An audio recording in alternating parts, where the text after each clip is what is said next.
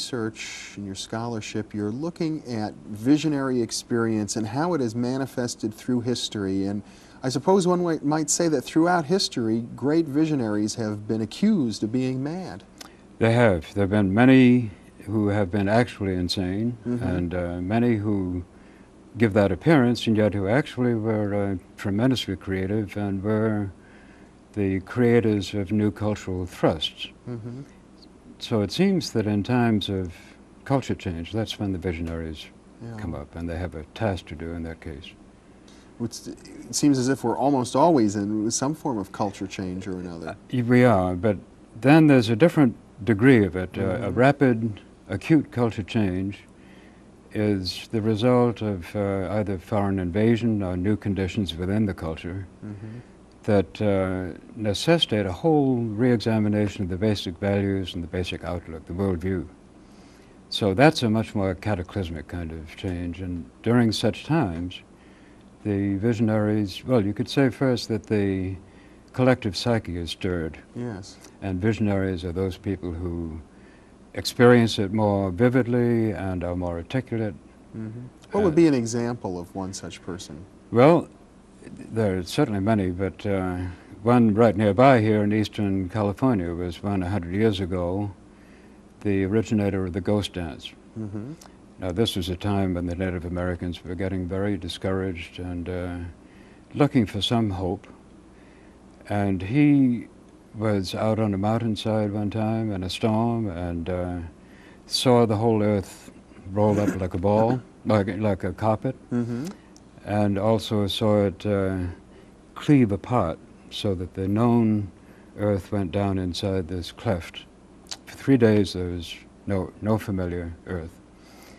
And after 3 days, the earth was recreated again, and the Native Americans were living with the ancestral spirits and with the Great Spirit in a redeemed and reformed society, a whole new start. Now that became something the ghost dance then enacted ritually. He communicated the vision to the other Indian peoples who were very moved. Recognized in it right away the meaningfulness of this for them. But they went on the warpath, as I recall. Well, the dance spread from coast to coast, and I think there were a good many uprisings as a result, and it did give hope for a while. Naturally, it had a catastrophic ending. That particular story. It did, unfortunately. And many of these are bad experiments, you know, they're efforts to revive the culture. There's a much more successful one in the East, the Seneca. A man named Handsome Lake was an Iroquois, the Seneca clan. And he had a visionary state in which he was sick. And he was taken up into the heavens and walked through the Milky Way, which was the pathway of the deceased. And he also saw the threat of the world being destroyed. He himself went into the realm of the dead, in other words, and he saw that the earth, if a certain light in the sky, which was toxic substance, was allowed to reach the earth, this was the great sickness, and the whole population of the earth would be destroyed by this. And he met the Great Spirit and was indoctrinated. There were angels who gave him instructions. And when he came out of this, he became a very strong leader and reformed the society, gave it a renewed vitality. And they became a people. They had been a slum culture up to this point. And this was as a result of a dream? It was a visionary state. But looked like a coma on the outside. I see. So you would distinguish this from a dream? I would. Yeah, this, often these people get actually physically ill. He was in a coma and his whole body went cold. Like a delirium? It was. He had a little hot spot left here. That's the only place in his body where it was warm. And as he began to revive, this heat spread back through his body and he was able to start to speak again. It sounds very much akin to what some people would call a Kundalini experience in the yoga tradition. Yeah, a tremendous energy gets moving through this. I think the great difference is that typically in a visionary state of this kind, the visionary goes through a death experience and an experience of world destruction. Mm-hmm. He perceives it, or actually is in the middle of it.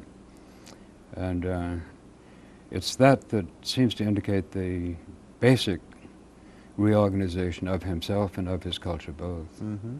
Would you say, however, that Hitler was such a person? Unfortunately, there are many bad eggs who were visionaries. Yeah, he took a long training, of course, with peyote and No, this a I guru. didn't know. Yeah. Oh. He went through the whole trip. Mm-hmm. I mean, many people who are skeptics of the whole New Age, mystical, spiritual trend these days suggest that what we're doing is we're creating the same kind of social conditions that existed in Germany prior to the rise of Hitler, that you know, opening ourselves up to superstitions. And Yeah. I think the great difference, of course, is that the Hitler's beginning and his whole following were totally dedicated to power, mm-hmm. which is not typical of the ordinary visionary. That's a special thing, that the visionaries have a different sort of message to give in different eras of time. That's what my book is going to be about. Yeah. And we're certainly in a period of social transition right now. That's why I'm interested in it, I'm writing mm-hmm. about it.